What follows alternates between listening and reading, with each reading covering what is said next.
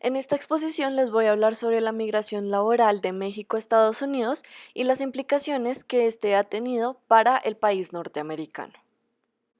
Para hacer el análisis, voy a hacer una comparación entre Poverty, International Migration and Asylum Studies in Development Economics and Policy y tres categorías que generé para hacer una mayor extensión del análisis, ya que varias ideas se entrelazaban y podían unirse.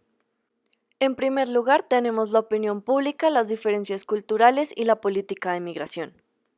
En segundo lugar, demografía y empleo. Y por último, teoría del complemento.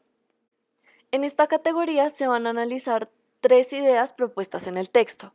La primera dice que los migrantes pueden afectar en gran medida la opinión pública sobre la inmigración si se les percibe como una población en crecimiento.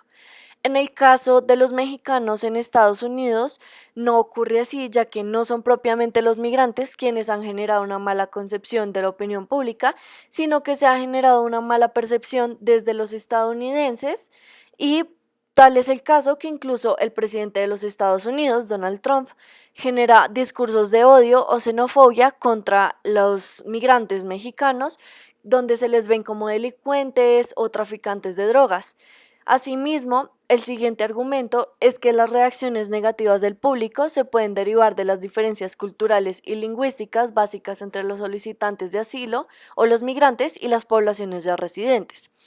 En este caso, los discursos antimigrantes que anteriormente hablaba generan diferentes estereotipos acerca de los mexicanos, como que, por ejemplo, los hombres son analfabetos y criminales, las mujeres son hipersexualizadas y tanto hombres como mujeres son vistos como perezosos o sucios o con pocas ambiciones.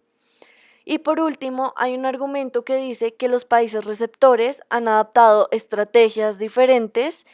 para la tolerancia, generar una mayor convivencia entre los nativos y las personas migrantes y para evitar la discriminación.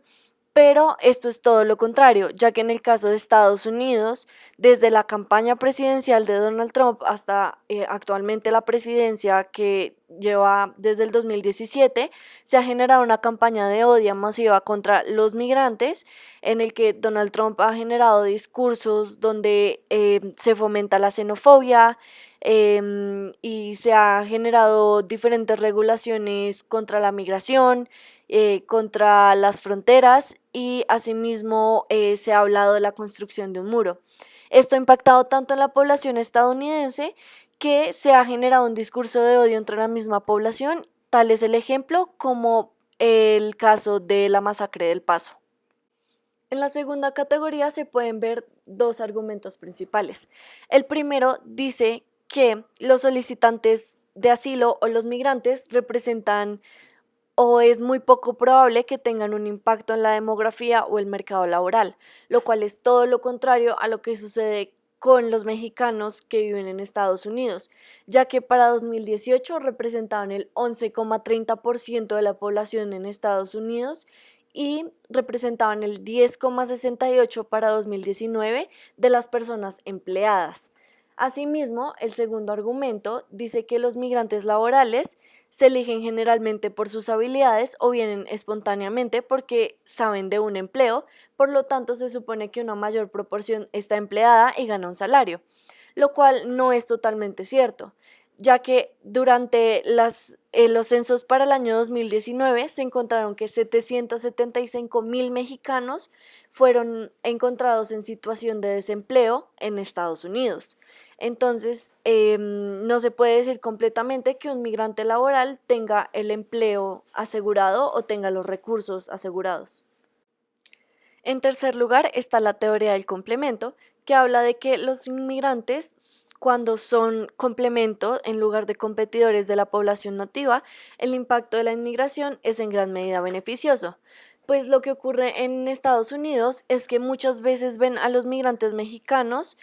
como complementos para la población de Estados Unidos, especialmente porque toman empleos que se conocen como empleos de segunda categoría, y la mayoría de estos son en limpieza, mantenimiento, ventas, construcción, etcétera. Por ende, las labores que llevan a cabo los mexicanos no son vistos como una competencia directa para los nacionales, sino como unas personas que están haciendo las labores que los mismos estadounidenses no quisieron tomar.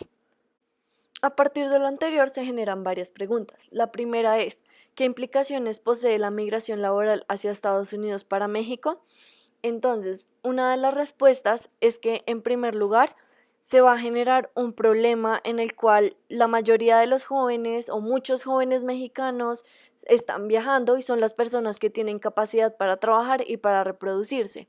lo cual significa que la población que va a quedar en el país de origen va a ser aquella que es de la tercera edad, por ende la tasa de mortalidad va a estar muy alta y la tasa de natalidad muy baja porque no se van a reproducir las personas allí. En segundo lugar, también se genera un problema en el cual hay una desigualdad, un desequilibrio entre la cantidad de hombres y mujeres que se quedan en México, porque generalmente los que se van a trabajar son los hombres y las mujeres se quedan en México. Entonces, lo que ocurre es que esto genera un mercado diferente y pues